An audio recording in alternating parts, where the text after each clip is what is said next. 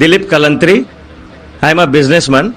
मेरे काफ़ी Muslim friends थे, वो अक्सर कहते थे मुझे कि इस्लाम में ब्याज से धंधा मतलब पैसा लेके धंधा करना गलत है।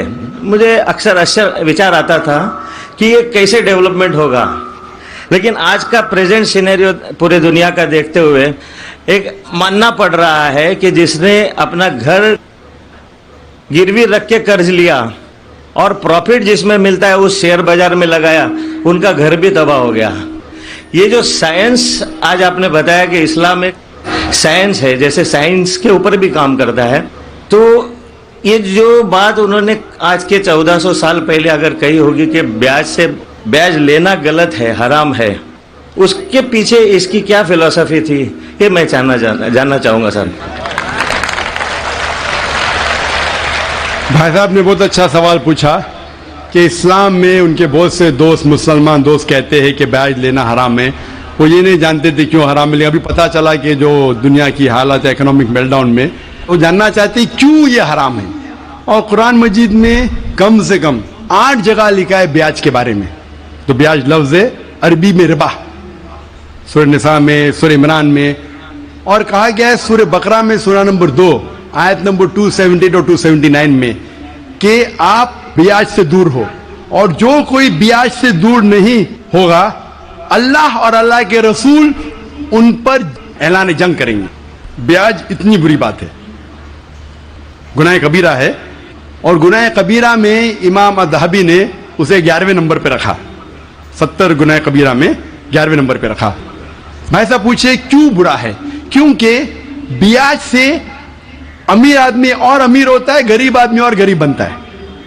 अमीर आदमी और अमीर होता है, गरीब आदमी और गरीब बनता है। आमतौर पे आप जब लोन देने जाएंगे तो गरीब आदमी को लोन कहाँ मिलता है, तो अमीर आदमी बताएगा मेरे पास ये, मेरे पास वो है, तो उसको लोन मिलता है। तो अमीर और अमीर बनता है, गरीब और गरीब बनता है। इसीलिए कुरान में सूरह अल-हशर में सूरह नंबर 59 आयत नंबर 7 में अल्लाह फरमाते कि ज़कात दो ताकि दौलत इंसानों के बीच घूमे, सिर्फ अमीरों में नहीं रहे। और ब्याज से क्या होता है? इन इस्लामिक फिलॉसफी हम कहते हैं प्रॉफिट एंड लॉस शेयरिंग, मुनाफा और नुकसान को हम बांटेंगे। मुनाफा और नुकसान बांटने से पूरी इकोनॉमी तरक्की करती है। और ब्याज से आप बैंक में ब्याज लेते हैं, मुनाफा या नुकसान 8%, 10%, 12% आपको देना ही देना, नुकसान या मुनाफा। लेकिन तो आप देखते शेयरिंग ऑफ द रिस्पॉन्सिबिलिटी, अगर नुकसान हुआ तो हम नुकसान शेयर करेंगे, प्रॉफिट हुआ प्रॉफिट शेयर करेंगे।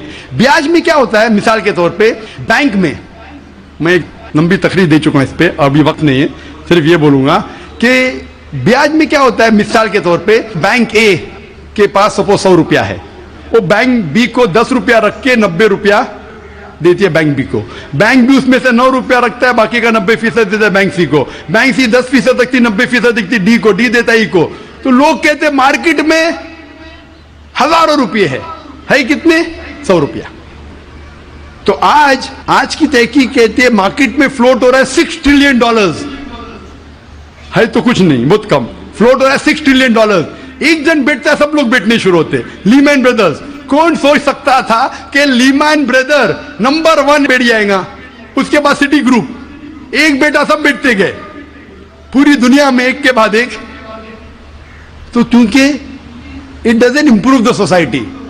इस्लामिक वे के अंदर जांच पड़ताल होती, किसको लोन देना किसको नहीं देना, प्रॉफिट एंड लॉस शेयरिंग है। सन 1980 में बैंक फंड करती थी गैम्बलिंग देन को, शराब खाने को, कॉमन हो गया।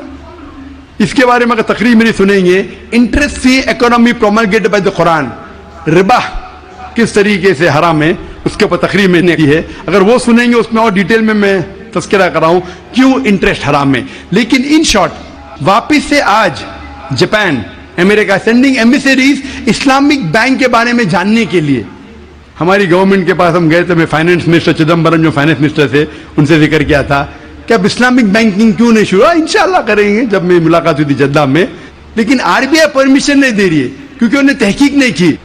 इंग्लैंड दे चुकी है, कई ममालिक दे चुके। इंडिया भी अगर इस्लामिक बैंक को जिसमें प्रॉफिट एंड लॉस शेयरिंग है अगर उसकी इजाजत दी तो इंशाअल्लाह इंडियन इकोनॉमी भी बढ़ेगी इंशाअल्लाह। Hope that answers the question.